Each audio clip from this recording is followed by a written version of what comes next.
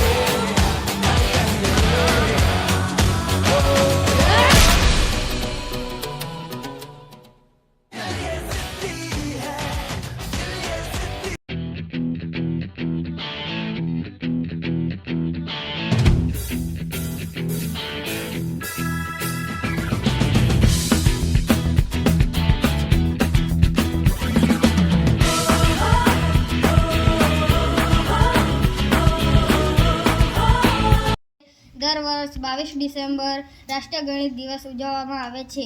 મહત્વ: ઉજવણીની પાછળનો મુખ્ય ઉદ્દેશ માનવતાના વિકાસ માટે ગણિતના મહત્વ વિશે લોકોમાં જાગૃતિ લાવવાનો છે.